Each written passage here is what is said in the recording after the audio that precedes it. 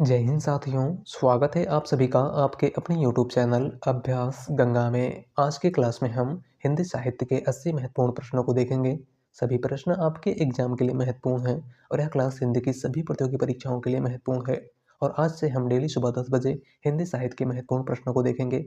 तो आप सभी लोग चैनल को सब्सक्राइब कर लीजिएगा और बेल आइकन को प्रेस कर लीजिएगा, जिससे हमारे आने वाले वीडियो की नोटिफिकेशन सबसे पहले आप तक पहुंचे। तो चलिए क्लास को शुरू करते हैं। आज का हमारा पहला क्वेश्चन है, भक्ति काल को पूर्व मध्यकाल किसने कहा है। काफी अच्छा प्रश्न है और यह प्रश्न आपके एग्जाम में कई बार पूछा गया है।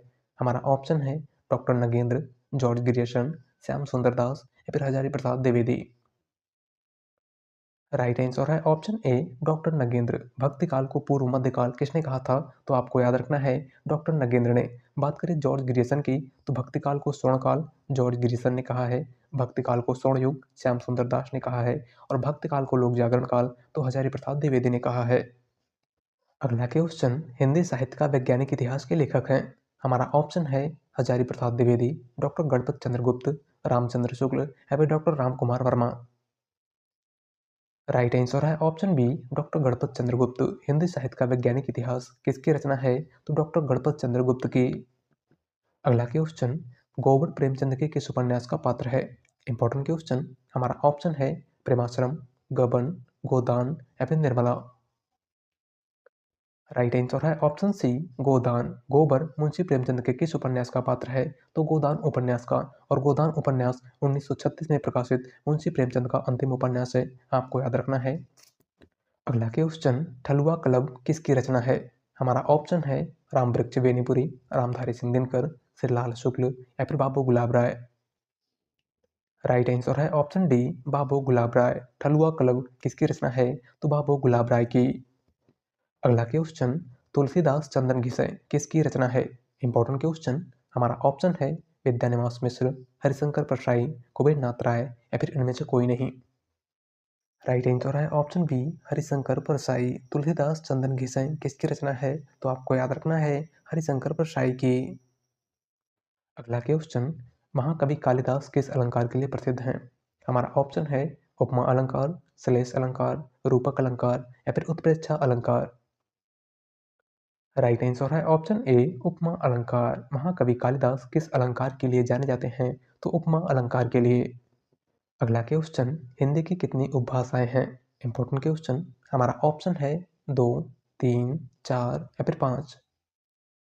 राइट आंसर है ऑप्शन डी, 5। हिंदी की कुल कितनी उपभाषाएं हैं, तो 5 उपभाषाएं। कौन कौन सी, तो आपको याद रखना है पश्चिमी हिंदी, पूर्वी हिंदी, बिहारी हिंदी, राजस्थानी हिंदी और पहाड़ी हिंदी। अगला क्वेश्चन, उत्तर प्रदेश सरकार द्वारा सन 1947 ईस्वी में गठित देवनागरी लिपि सुधार समिति के अध्यक्ष थे। हमारा ऑप्शन है डॉक्टर धीरेन्द्र वर्मा, शंपूर्णानंद, आचार्य नरेंद्र देव या फिर इनमें से कोई नहीं। राइट आंसर है ऑप्शन सी, आचार्य नरेंद्र देव। उत्तर प्रदेश सरकार द्वारा सन 1947 ईस्वी में गठित देवनागरी लिपि सुधार समिति के अध्यक्ष कौन थे, तो आचार्य नरेंद्र देव। अगला क्वेश्चन, मिला तेज से तेज किस विधा की रचना है। काफी अच्छा प्रश्न है। हमारा ऑप्शन है जीवनी, आत्मकथा, निबंध या फिर संस्मरण।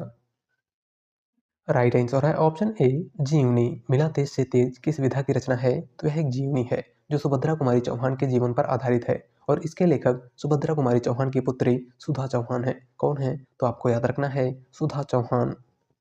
अगला क्वेश्चन, हारे को हरिनाम शीर्षक काव्य ग्रंथ के रचनाकार हैं। हमारा ऑप्शन है मैथिली शरण गुप्त, रामधारी सिंह दिनकर, वियोगी हरि या फिर सुमित्रानंदन पंत। राइट आंसर है ऑप्शन बी, रामधारी सिंह दिनकर। हारे को हरिनाम शीर्षक काव्य ग्रंथ के रचनाकार कौन है, तो रामधारी सिंह दिनकर।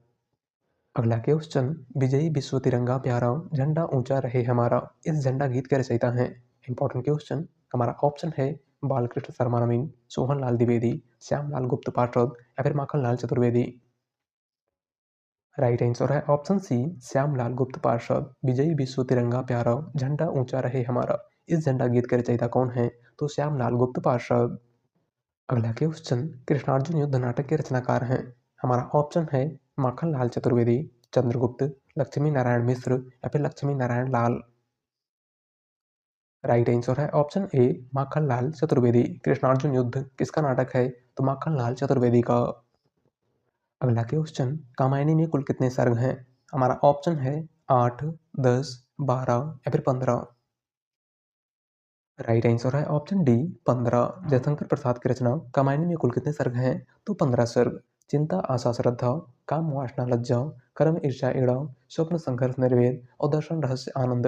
पहला सर्ग चिंता है और अंतिम सर्ग आनंद है। अगला क्वेश्चन, निम्नलिखित में से आग और राग का कवि किसे कहा जाता है? हमारा ऑप्शन है दिनकर, निराला, पंत या फिर प्रसाद। राइट आंसर है ऑप्शन ए दिनकर। आग और राग का कवि इनमें से किस कवि को कहा जाता है? तो रामधारी सिंह दिनकर को। अगला क्वेश्चन, हालावाद के प्रतिष्ठित कवि हैं नरेश मेहता, हरिवंश राय बच्चन, अमिताभ बच्चन या फिर सुदामा पांडे धूमिल।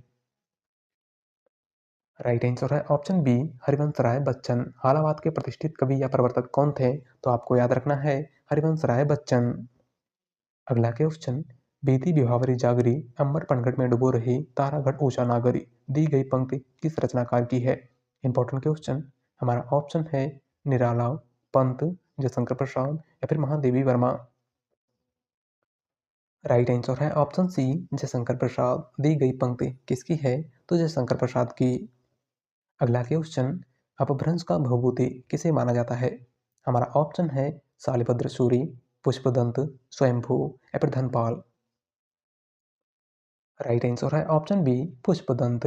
अपभ्रंश का भवभूति किस कवि को माना जाता है? तो पुष्पदंत को। अगला क्वेश्चन, जैसे किस धारा के कवि थे? हमारा ऑप्शन है ज्ञान मार्गी काव्य धारा, प्रेम मार्गी काव्य धारा, नाथपंथी काव्य धारा या फिर रसक काव्य धारा।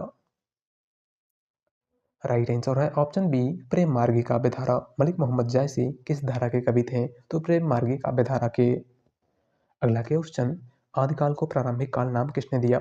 हमारा ऑप्शन है डॉक्टर ग्रियर्सन, मिश्र बंधु, महावीर प्रसाद द्विवेदी या फिर हजारी प्रसाद द्विवेदी।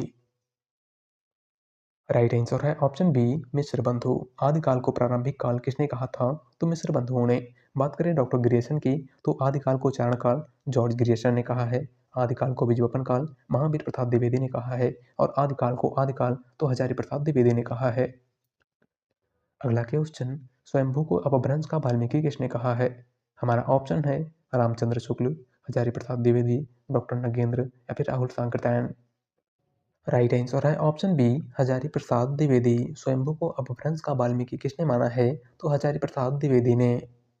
अगला क्वेश्चन, हिंदी साहित्य का दूसरा इतिहास किसकी कीर्ति है? हमारा ऑप्शन है डॉक्टर बच्चन सिंह, गणपत चंद्रगुप्त, राम स्वरूप चतुर्वेदी या फिर doctor Ram Kumar Verma. Right answer है option A doctor Bachchan Singh. Hindi साहित्य का दूसरा इतिहास किसकी रचना है या किसकी कीर्ति है? तो डॉक्टर बच्चन सिंह की। अगला क्वेश्चन, मलिक मोहम्मद जायसी को जायसी कहा जाता है क्योंकि वे, हमारा ऑप्शन है जायसी गोत्र में पैदा हुए थे, जायस मत को मानने वाले थे, जायस नामक स्थान के निवासी थे या फिर इनमें से कोई नहीं। राइट आंसर है ऑप्शन सी जायस नामक स्थान के निवासी थे। मलिक मोहम्मद जायसी को जायसी क्यों कहा जाता है? क्योंकि मलिक मोहम्मद जायसी जायस नामक स्थान के निवासी थे। अगला क्वेश्चन, उत्तर भारत में भक्त का प्रसार करने का श्रेय किसे प्राप्त है? Important question. हमारा ऑप्शन है शंकराचार्य, रामानुजाचार्य, रामानंद या फिर माधवाचार्य।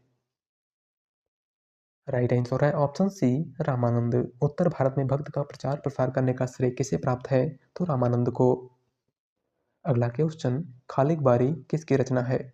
हमारा ऑप्शन है रहीम, अकबर, रसखान या फिर अमीर खुसरो। राइट आंसर है ऑप्शन डी अमीर खुसरो। खालिक बारी किसकी रचना है? तो अमीर खुसरो की। अगला क्वेश्चन, 84 वैष्णव की वार्ता किसकी रचना है? हमारा ऑप्शन है गोस्वामी तुलसीदास, नंददास, नाभादास या फिर गोस्वामी गोकुलनाथ। राइट आंसर है ऑप्शन डी गोस्वामी गोकुलनाथ। 84 वैष्णव की वार्ता और 252 वैष्णव की वार्ता, ये दोनों प्रमुख रचनाएं किसकी हैं? तो आपको याद रखना है गोस्वामी गोकुलनाथ की। अगला क्वेश्चन, हिंदुस्तानी शब्द यूरोप के लोगों की देन है, यह कथन किसका है? हमारा ऑप्शन है गारसा दत्तासी, शिव सिंह सेंगर, ग्रियर्सन या फिर रामचंद्र शुक्ल। राइट आंसर है ऑप्शन सी ग्रियर्सन। हिंदुस्तानी शब्द यूरोप के लोगों की देन है, यह किसका कथन है? तो जॉर्ज ग्रियर्सन का। अगला क्वेश्चन, हिंदुस्तानी भाषा का रूप क्या है? Important question. हमारा ऑप्शन है संस्कृत मिश्र, हिंदी उर्दू मिश्रित, दक्षिणी हिंदी या फिर ब्रज अवधी का मिश्रित रूप। राइट आंसर है ऑप्शन बी, हिंदी उर्दू मिश्रित। हिंदुस्तानी भाषा का रूप क्या है? तो आपको याद रखना है हिंदी उर्दू मिश्रित।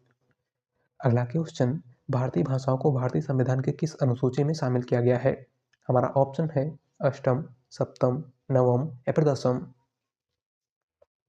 राइट आंसर है ऑप्शन ए, अष्टम। भारतीय भाषाओं को भारतीय संविधान के किस अनुसूची में शामिल किया गया है? तो 8वीं अनुसूची में। अगला क्वेश्चन, हिंदी भाषा के विकास का सही अनुक्रम कौन सा है? इंपॉर्टेंट क्वेश्चन, और आपको बताना है कि हिंदी भाषा के विकास का सही अनुक्रम इनमें से कौन सा है? राइट आंसर है ऑप्शन ए, पाली, प्राकृत, अपभ्रंश और हिंदी। हिंदी भाषा के विकास का सही अनुक्रम इनमें से कौन सा है? तो आपको याद रखना है पाली, प्राकृत, अपभ्रंश और हिंदी। अगला क्वेश्चन, डॉक्टर रामकुमार वर्मा ने प्रेमाख्यानक परंपरा का प्रवर्तक किसे माना है? हमारा ऑप्शन है कुतुबन, असाइद, मुल्ला दाऊद या फिर मलिक मोहम्मद जायसी। राइट आंसर है ऑप्शन सी, मुल्ला दाऊद। डॉक्टर रामकुमार वर्मा ने प्रेमाख्यानक परंपरा का प्रवर्तक किस कवि को माना है? तो मुल्ला दाऊद को। इनकी प्रमुख रचना चंदायन है, जो आपके एग्जाम में कई बार पूछी गई है, तो इसे आपको याद रखना है। अगला क्वेश्चन, इनमें से जयशंकर प्रसाद की प्रसिद्ध रचना है पल्लव, नीरजा, कामायनी या फिर अनामिका। राइट आंसर है ऑप्शन सी, कामायनी। जयशंकर प्रसाद की रचना इनमें से कौन सी है? तो वह है कामायनी। बात करें अनामिका की, तो अनामिका छायावाद के क्रांतिकारी कवि सूर्यकांत त्रिपाठी निराला की रचना है। नीरजा आधुनिक युग की मीरा महादेवी वर्मा की रचना है। और पल्लव प्रकृति के सुकुमार कवि सुमित्रानंदन पंत की रचना है। अगला क्वेश्चन, हिंदी साहित्य में महाप्राण किस कवि के लिए प्रयुक्त होता है? हमारा ऑप्शन है तुलसीदास, निराला, जयशंकर प्रसाद या फिर सूरदास। राइट आंसर है ऑप्शन बी, निराला। हिंदी साहित्य में महाप्राण किस कवि के लिए प्रयुक्त होता है? तो सूर्यकांत त्रिपाठी निराला के लिए। अगला क्वेश्चन, मैं नीर भरी दुख की बदली, यह पंक्ति किसकी है? इंपॉर्टेंट क्वेश्चन, हमारा ऑप्शन है महादेवी वर्मा, जयशंकर प्रसाद, सुमित्रानंदन पंत या फिर सूर्यकांत त्रिपाठी निराला। राइट आंसर है ऑप्शन ए, महादेवी वर्मा। दी गई पंक्ति किसकी है? तो महादेवी वर्मा की। अगला क्वेश्चन, रस कलश किसकी रचना है? हमारा ऑप्शन है श्रीधर पाठक, अयोध्या सिंह उपाध्याय हरिओं, गया प्रसाद शुक्ल स्नेही या फिर मैथिली शरण गुप्त। राइट आंसर है ऑप्शन बी, अयोध्या सिंह उपाध्याय हरिओं। रस कलश, वैदेही वनवास, प्रिय प्रवास, चोखे चौपदे, चुभते चौपदे, ठेठ हिंदी का ठाठ, अधकिला फूल इत्यादि प्रमुख रचनाएं किसकी हैं? तो आपको याद रखना है अयोध्या सिंह उपाध्याय हरिओं की। अगला क्वेश्चन, अवधी एवं ब्रजभाषा दोनों में रचना करने वाले कवि हैं। हमारा ऑप्शन है सूरदास, तुलसीदास, घनानंद या फिर उपयुक्त सभी। राइट आंसर है ऑप्शन बी, तुलसीदास। अवधी एवं ब्रजभाषा दोनों में रचना करने वाले कवि कौन थे? तो गोस्वामी तुलसीदास। अगला क्वेश्चन, वियोगी हरि का वास्तविक नाम क्या है? इंपॉर्टेंट क्वेश्चन, हमारा ऑप्शन है हजारी प्रसाद द्विवेदी, हरि प्रसाद द्विवेदी, ललन प्रसाद व्यास या फिर सुदामा प्रसाद। राइट आंसर है ऑप्शन बी, हरि प्रसाद द्विवेदी। वियोगी हरि का वास्तविक नाम क्या था? तो आपको याद रखना है हरि प्रसाद द्विवेदी। अगला क्वेश्चन, चीरगांव किस कवि का जन्म स्थान है? हमारा ऑप्शन है माखनलाल चतुर्वेदी, मैथिली शरण गुप्त, सुभद्रा कुमारी चौहान या फिर सुमित्रानंदन पंत। राइट आंसर है ऑप्शन बी, मैथिली शरण गुप्त।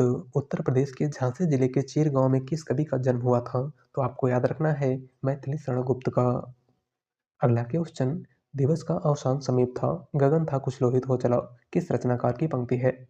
हमारा ऑप्शन है जयशंकर प्रसाद, रामधारी सिंह दिनकर, हरिओद या फिर सूर्यकांत त्रिपाठी निराला।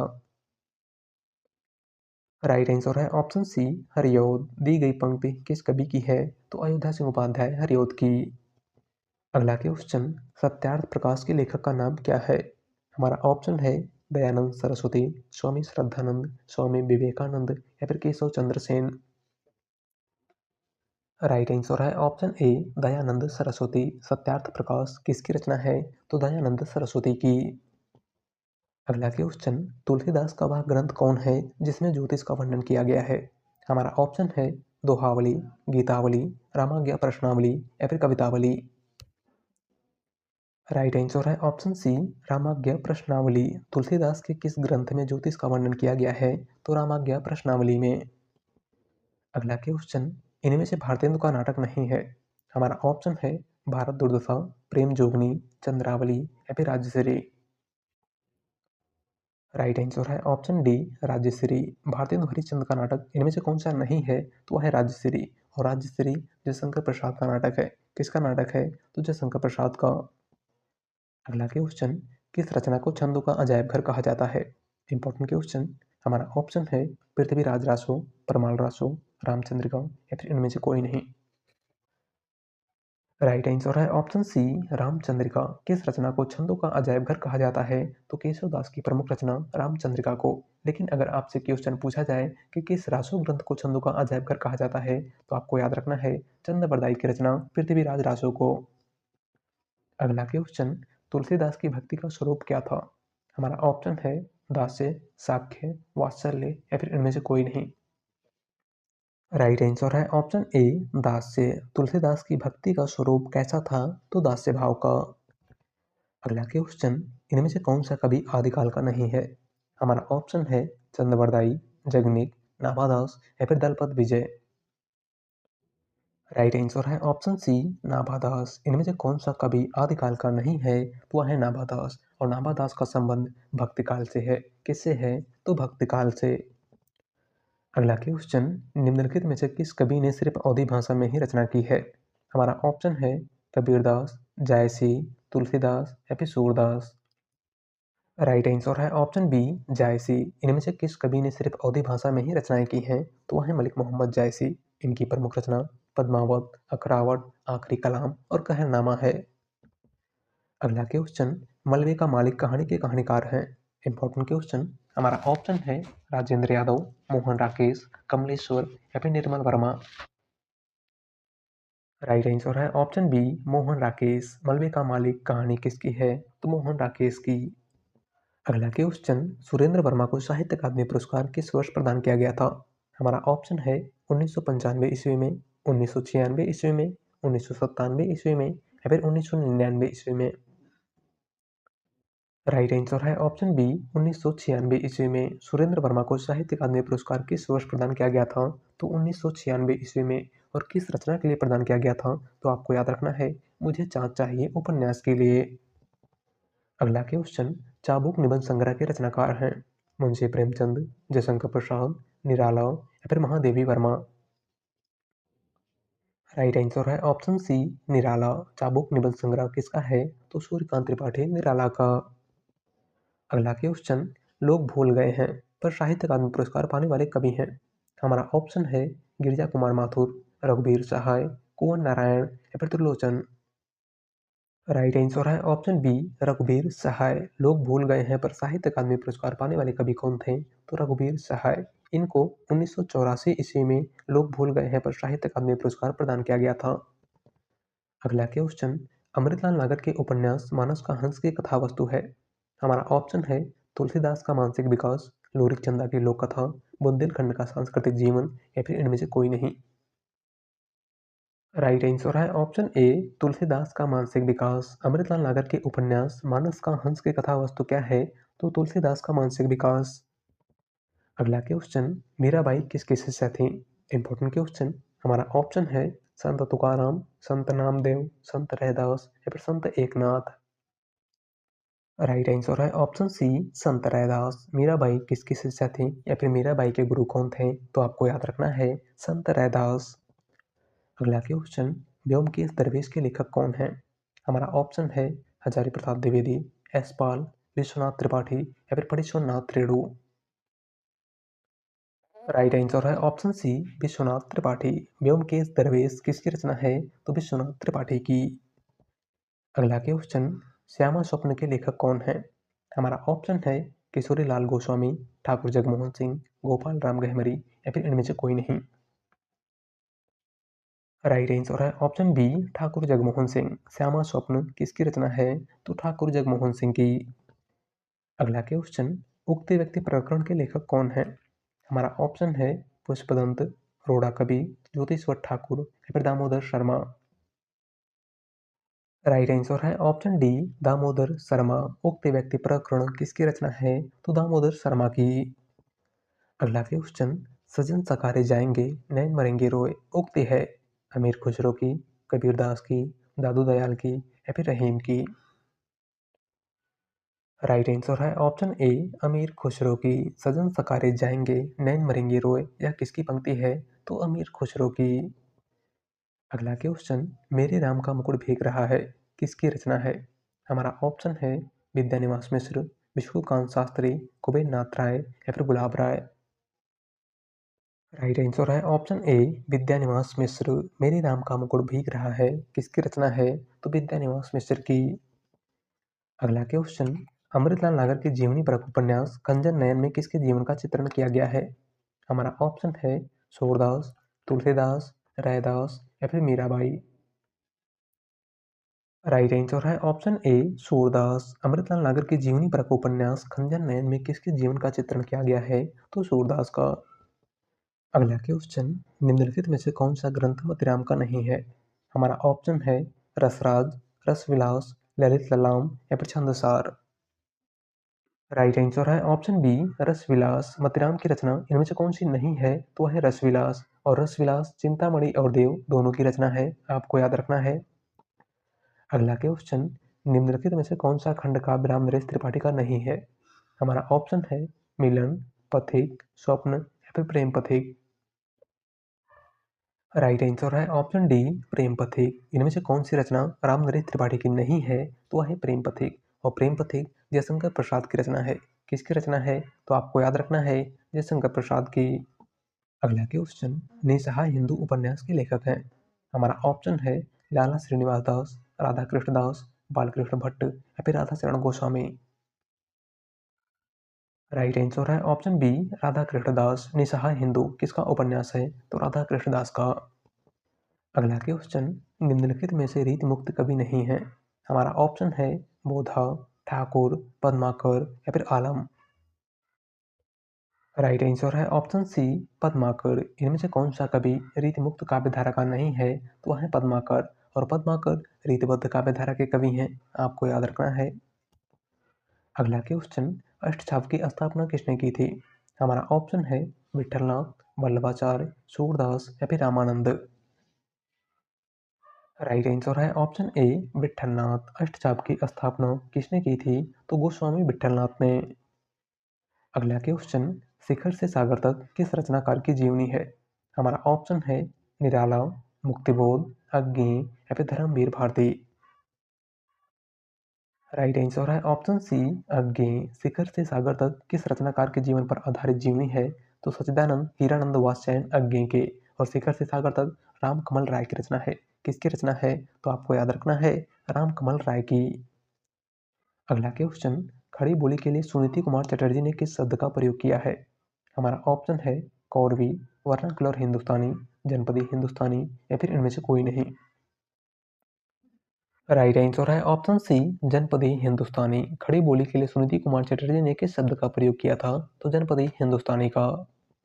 अगला क्वेश्चन, गोस्वामी तुलसीदास की रचना कवितावली किस भाषा की रचना है?